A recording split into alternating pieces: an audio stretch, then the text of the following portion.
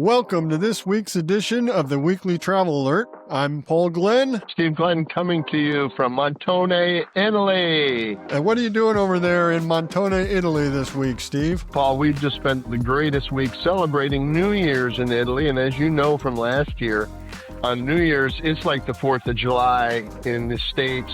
They have fireworks, they sing, they dance, they eat, they drink. This is quite the celebration in Montone, Italy. I'm sure your group that you're over there with hopefully had an amazing time, a once-in-a-lifetime experience probably for most people, actually. So glad you were able to experience it and enjoy it. Today, what we're jumping into, you've got your annual predictions for the travel industry. And so we're going to kick that off with, it looks like the first 15 or so of those. This will be a, four-week overview of what you see for the predictions coming in the industry this year. Today we're going to go through the top 15, and I get about 70% of these correct, Paul. At least that's what I tell people, right? And I've been doing this for now 20 plus years, so it's a lot of fun to put a crystal ball out there, and we're having fun today.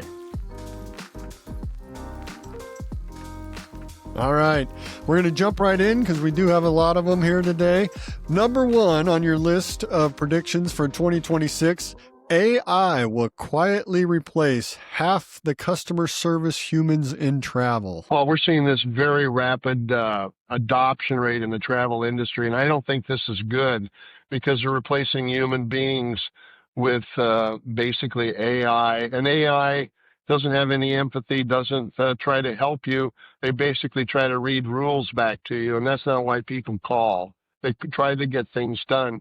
At Executive Travel, we have a commitment. We're actually going in a separate direction where we try to answer the phone in 9 seconds or less with a real live person that will help you with your real live problems. Yeah, I think that'll be a definite change, and there'll be many people that will always want to have somebody that can get creative and try to help come up with a solution versus just going down this list of rules. So, all right, moving on. Number 2, hotels will unbundle everything except the bed. Well, they've learned from the airline, unbundle the prices, you generate a whole lot more revenue for all the other ancillaries. Airlines now, as you and I have talked many times, make more money on their credit cards than they do on flying people, putting their butts in seats. So that hotels are going to do the same thing. If you want a room clean, they're going to charge you for it. All those extra things that we in the past have taken for granted, and it was included in the price. Yeah, I mean, it's going to be Wi-Fi, housekeeping, coffee, gym access, early check-in, late check-out, you know, the towels or special pillows that some of these properties have available.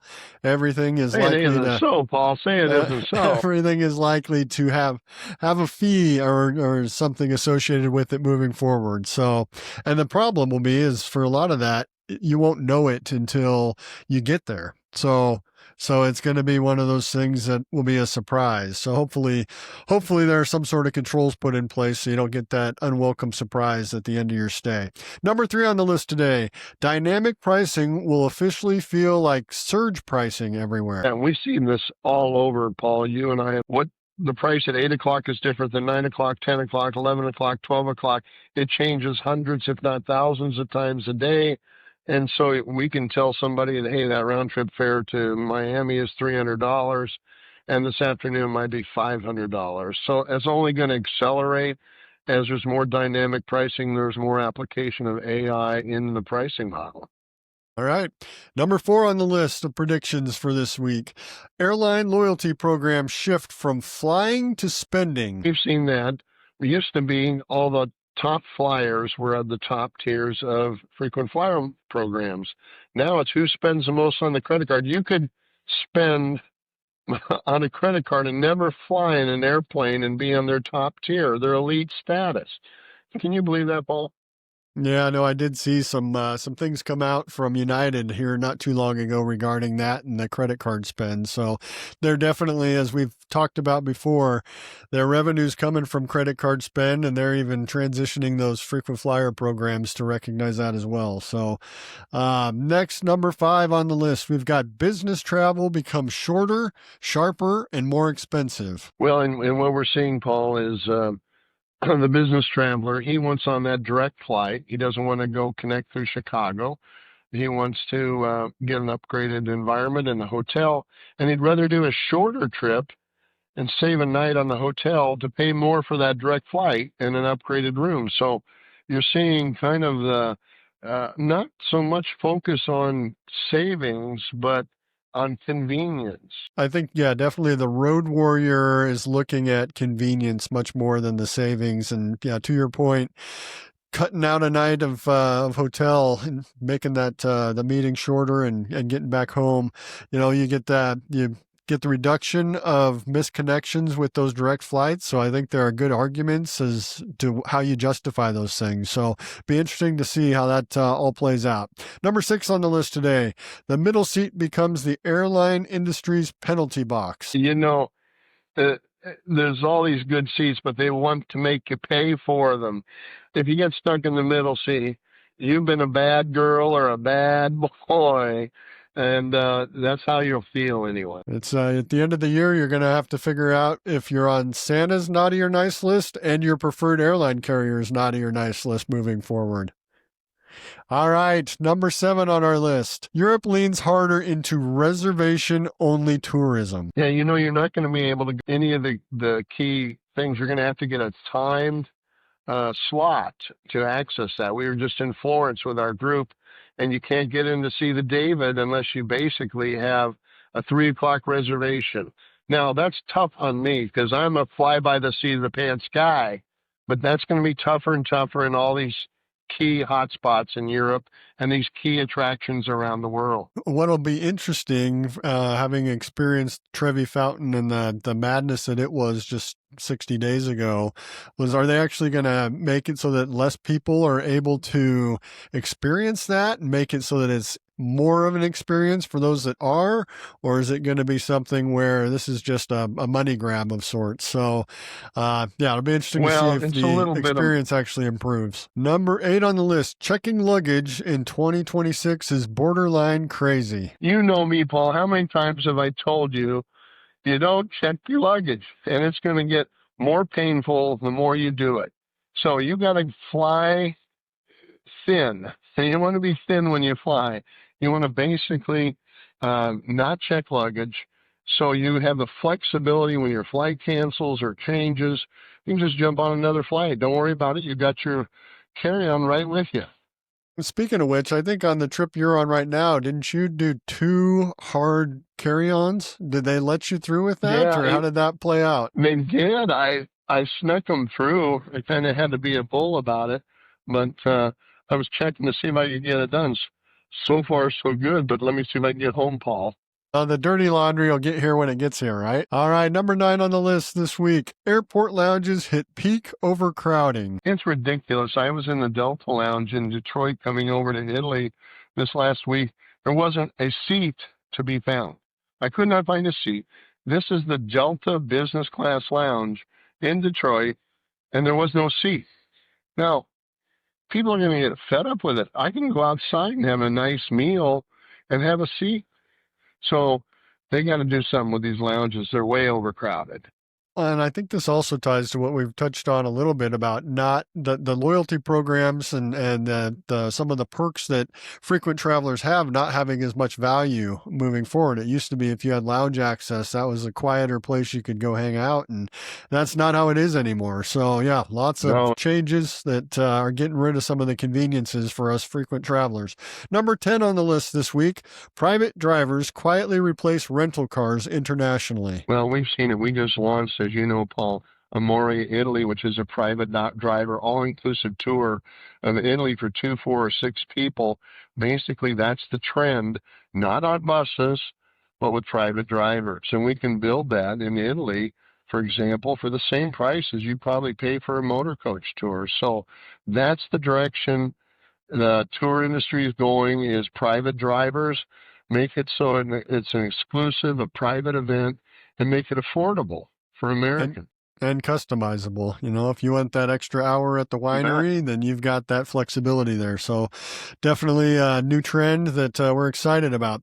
Number 11 on the list this week, travel insurance becomes non-negotiable. I'll tell you, when you travel internationally, it's very obvious. We've had people go on a tour, they cancel because of a snowstorm. The flights, they couldn't get another flight for 4 days. Paul, that basically means you lose all your money. If you're going to travel, protect your investment with travel insurance. Nobody likes to pay for it, but would you rather make a reservation for a $5,000 tour, your flight gets canceled and you lose your $5,000, or pay a few $100s to protect your investment? All right, number 12 on the list, tour groups are getting smaller, more curated, and more personal. Well, that's just what we talked about with Amore Italy, is now we're talking about groups of 2, 4, or 6 instead of 45, 48, or 52. So we're seeing that as a trend, and it's much more private, much more exclusive, and much more enjoyable. Okay, number 13 on the list, domestic airfares stabilize, but everything around it inflates. Everything's going up, Paul. People may not see it in the airfares, but they're going to see it in the hotel prices, the Uber prices, all the things related around it that maybe you don't even have on your radar screen. So we're really concerned that the price of travel is going to continue to go up, even though the airfare, which is usually what people look at as the biggest issue, doesn't go up. And I think, yeah, you mentioned rental cars. I think Uber, all those things. But, I think we'll see some shifts in transportation options. Corey, our VP in technology here, was down in Vegas this week, and he was telling me they've got, in addition to Waymo, they have a new driverless car down in Vegas that's complimentary to get you from point A to point B. So I think, again, going back to technology, and we talked about AI replacing humans. Well, I think we've got technology that's going to take into consideration the cost of humans and make them so they're less relevant. So lots of changes that I think are coming just with all the technologies and how they're going to impact everything in our lives. Number 14 on the list, hotels are forced to pick a lane, experience, or commodity. Well, yeah, you can't be everything to everybody in the future. So you're either going to be on the cheap end of the commodity end, people pick you for price, or you're going to offer experiences. I know with More Italy and Hotel Fortebraccio in Italy, we have signature experiences, hot air balloon rides, championship golf courses to play. We have truffle hunting, La Cucina, cooking classes. All those you don't get at the cheapy deepy the hotels that are just trying to advertise that low price. So I see this as very positive. You're going to get a lot of great experiences, and people will select one or the other.